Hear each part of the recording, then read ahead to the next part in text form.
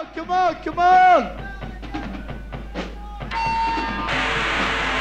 Welcome to Wellington! City of no fun! Why did I become a punk? I think I was very angry. I was a very angry young man. It's like being in Metallica and stuff. I wanted to be in a band, and I wanted to tell the world to get fucked, because I'd come from Niue and stuff. It was all nice. I went to Wanganui. It was all crap. The New Zealand dream, the perfect New Zealand dream, didn't exist, and they sort of got mingled into one. I got to tell people to get fucked while involving myself in social issues at the same time.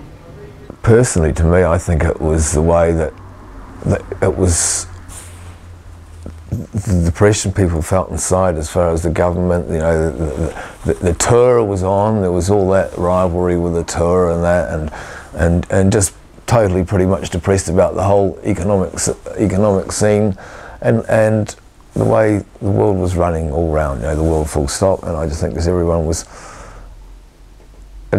not jumping on the bandwagon from England, just joining it. It all came out. It all came out through the music, I think. That was people's kind of release for all that tension. There was so much anger and violence, and it seemed to be a really, I don't know what it has ever been about the music, but it seems to be a good release for people that are a bit maybe angry, had a bit sort of not very particularly happy lives. I think it gives a voice and a place for a lot of kids that don't really feel like they can fit in. I think more or less when you don't quite have all the same ideas as everyone else. Just the camaraderie that I didn't get growing up in Hamilton being a punk. Like, we're pretty isolated, spat on, hassled. You know, music that's supposed to make you think and challenge what you do continually. So it's not like, oh yeah, life sucks and society sucks, that's that. Like a lot of those kind of, you know, new metal bands and things like that, which is like, you know, it's all over, you may as well die kind of thing. It's sort of constantly challenging everything that you're thinking in terms of politics, your own personal politics, your life, school. But that's what the whole punk image was about. It was to bring you out of your shell, you know, to get you out of that closet, you know, out of your little square box. And make you think about the world, and I think that's why it still goes on today. You know, it's changed a little bit like everything else, but the realisation that everything's not as rosy as what it appears to be on the news or in the papers or what the politicians are saying, than what it actually is.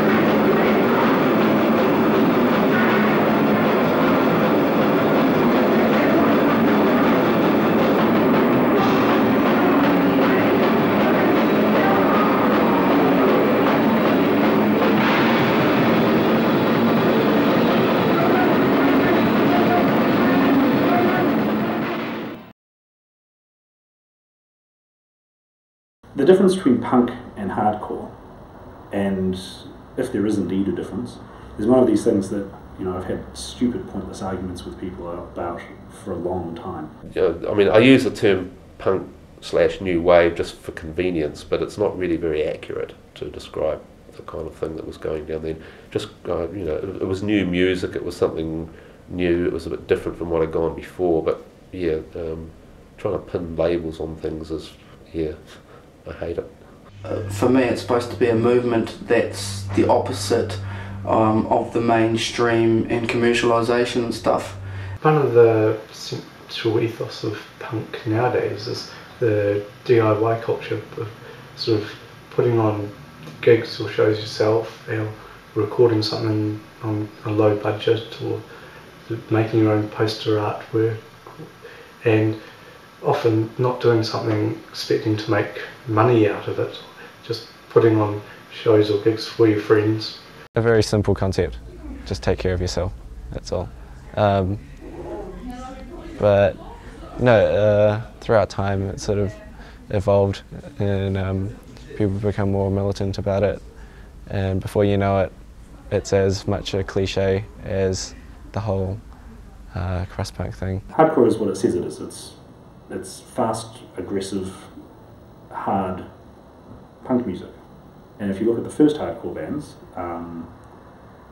like Black Flag or Minor Threat, the whole early DC scene, Negative Approach from Detroit, they were definitely punk bands. It's just that they were even faster and harder and nastier than the earlier punk bands. Okay, introduce yourselves.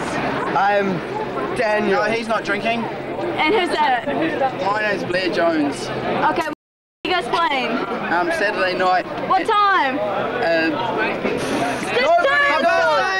Wakefield Street. Yeah!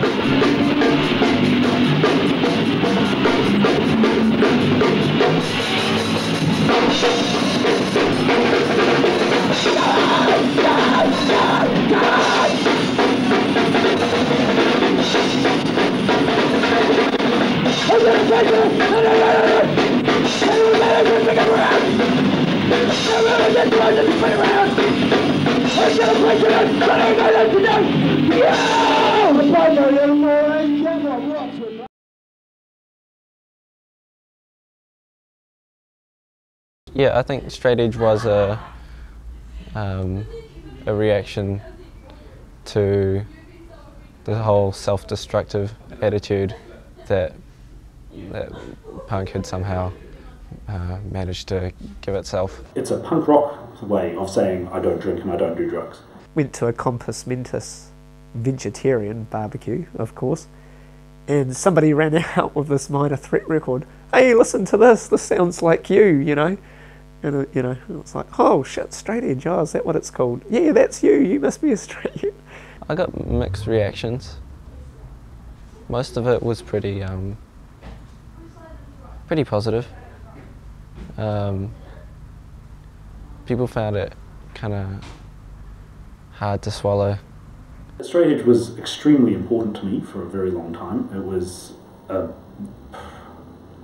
one of the major elements of ways that I defined myself. The whole straight edge scene in Wellington wasn't much of a scene at all. There would have been about 5 people max. If I was going to hang out with all the other straight edges, we didn't even know what the word meant, so yeah, it would have been a pretty bloody lonely existence. Well, I had a group of friends that weren't straight edge at all. And they kind of found it hard to swallow as well. Like, I sacrificed a lot by not hanging out with them as much. They'd go to parties and I wouldn't. I kind of regret that. Straight edge is a funny thing for me to talk about because I stopped being straight edge 3 or 4 years ago now, and I think it's safe to say that I'm fairly far from being straight edge today. Right now, you know, yeah, current day, things have obviously changed. I don't identify with straight edge anymore. Probably because of a big change in lifestyle. Since I started going to uni, like sort of somehow everything managed to topple over and turn upside down.